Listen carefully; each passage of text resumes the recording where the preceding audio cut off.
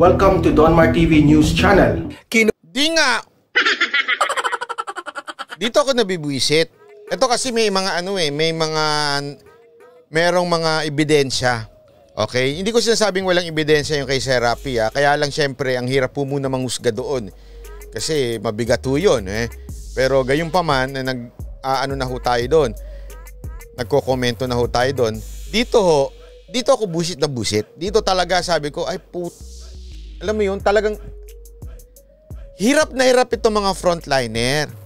This is not the first time na inireklamo kayo, DOH, sa tagal ng compensation o suporta na ibigay nyo sa frontliner. Bakit ganun? Hindi to first time, Sir Duque. Ano ka? Hirap na may mga frontliners natin. Marami pa ho talagang hindi nakakatanggap. Bakit ganun? Di ba naging issue na yan before tapos idutusan kayo ni Pangulong Duterte na ibigay na kaagad? Ginawa nyo, kinabukasan, binigay nyo. Ito na naman. Bakit ganyang kaduke? Huwag mo sabihin ibinigay nyo na sa ospital. Hindi lang dapat ganun yun. Dapat sinisigurado ninyo na naibibigay. Kasi kung hindi nyo nasisigurado na ibibigay, wala pala kayong silbi dyan. Kasi hindi po pwedeng ipasa natin sa ospital lang basta-basta. Eto, naibigay na namin. Abay, hingan nyo ng record yung ospital. Naibigay na ba ng ospital? Ganun. Hanggang maabot doon sa mga frontliner, dapat fina-follow up nyo yan. Kwenta na rin daw nila ang active hazard duty pay at special risk allowances ng mga health worker. Sa pahayag ng DOH, sinabi nitong mayroon daw sapat na supply ng PPE sa buong bansa at tuloy-tuloy raw ang distribution nila nito sa mga ospital.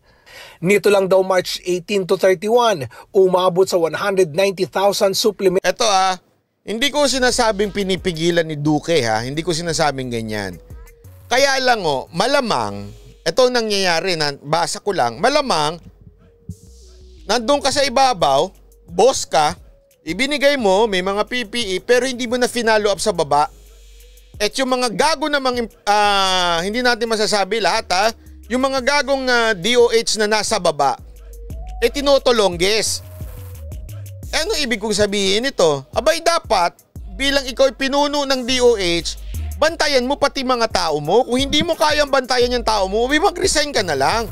Kasi this pandemic, itong nangyayaring krisis sa atin, hindi ho ito biro. Hindi, kaya nga, lagi ko nga sinasabi, I don't think na gano'n naman sa tingin ko hindi naman siguro ganun kawalang niya. Sakto lang. Hindi man ganun kawalang niya. Kaya lang, hindi ho tayo pwedeng yung yung passive ka lang. Kailangan aktibo ka hanggang baba. Sisiguraduhin mo na natatanggap. Sisiguraduhin mo na walang nanggagago sa baba. Kasi dyan nagkakaproblema sa babae. Kaya nga ho kayo, sekretary. Hindi naman pwedeng i-micromanage na lang ni Pangulong Duterte, pati ba naman yung mga reklamo ng nurse, yung Pangulong Duterte pa sasagot? Trabaho nyo yan bilang sekretary. Kailangan nyo nasa baba ninyo, namamanduhan ninyo. Yun lang naman sa akin Mental PPE supplies ang naipamigay nila sa 13 government hospital sa NCR at mahigit kalahating milyong supplies naman sa 8 Centers for Health Development sa bansa. Ayon naman sa pamunuan ng Jose Reyes Memorial Medical Center, nagkaroon nga raw ng panahon na nagkaproblema sila sa supply ng PPE pero dati pa raw ito. Sa ngayon, sapat daw ang kanilang supply at hindi rin daw nila sinisingil sa mga pasyente ang mga PPE na ginagamit ng kanilang mga medical staff. I will clarify this sa kanilang presidente, si Ma'am Christy Dongines, kung ano ang mga aspeto na yon, because as far as I'm concerned, we are mandated by the PhilHealth na kailangan pag need ng pasyente should be provided by the hospital. Ayon naman kay Presidential Spokesman Harry Roque, naiintindihan nila ang paghihirap ng mga healthcare worker at bukas daw ang Malacanang sa isang dialogo para pakinggan ang kanilang mga daing. Ito na nga, Oscar Oy. Ito na nga yung sinasabi ko Sinasabi naman ng iba sinisisi ano ginagawa ni Pangulong Duterte. Sandali ho. Kaya nga ho tayo mayroong mga sekretary, kaya nga ho tayo may mga opisyal, may ASEC, may USEC. Lahat po yan, sila ho yung nasa baba. Okay? Kailangan mo po munang solusyonan yung mga nasa baba yan. Naintindihan ko kasi may structure yan Hindi naman po pwedeng lahat na lang ng reklamo doon sa Pangulo. Okay?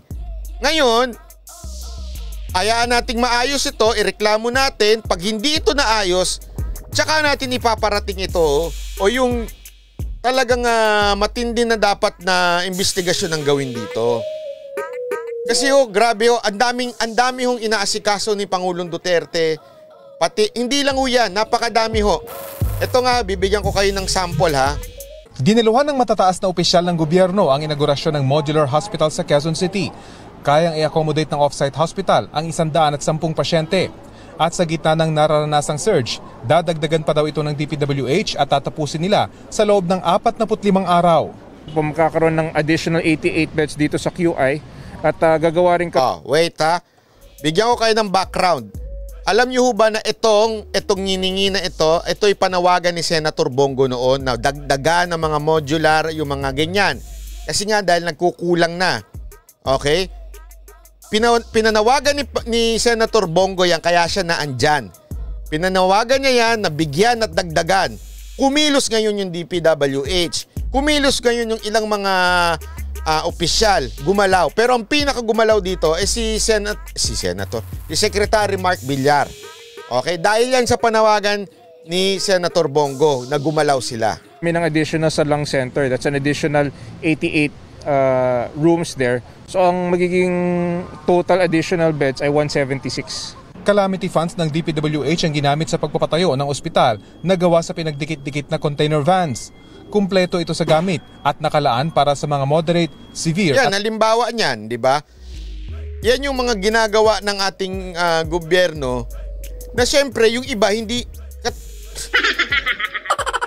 Kaya ako naiinis eh. Gusto ko talagang, alam mo, pigilan nyo lang ako. Gusto ko murahin si Duque ng todo-todo.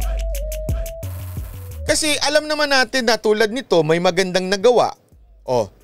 Meron talagang palpak. Ito si Secretary Mark, maayos naman yung trabahong nagagawa niya. Bakit yung iba palpak? Ito si Duque. Critical na pasyente. Mahalaga ang papel na gagampanan ng PhilHealth para hindi maantala ang operasyon nito. Si President Dante Gueran ang maniniguro na ang reimbursements na papasok sa mga iba't ibang mga pasilidad katulad nitong modular hospital na kadikit ng atin po Jose Reyes Memorial Medical Center at makakasiguro po na matustusan ang pamamalakad nitong mga napakamahalagang pasilidad. Bukod sa gusali at mga gamit, titiyakin daw ng DOH na may mga tatao sa pasilidad, ganun din sa iba pang ospital na nagkukulang na sa mga healthcare workers. So ganun nga po ang nangyari. At alam nyo, ang update nga dyan ay kinausap pa nga ni Senator Bongo kasi nagre-reklamo na naman itong Red Cross na hindi daw nababayaran. So kinausap ni Senator Bongo si Gueran dyan na para asikasuhin agad-agad. Ngayon, bakit ba lahat na lang kailangan pang dikta ni Senator Bongo? Tandaan nyo po, si Senator Bongo, he may be close with the President, but remember, he is not working inside the executive branch. He is working as a senator. Okay? So the only way that he could do is somehow pakiusapan itong mga nasa executive. Nasabihan sila na gumalaw kayo na maayos. Pakibilisan. Ganyan na nga hong ginagawa ni Senator Bongo.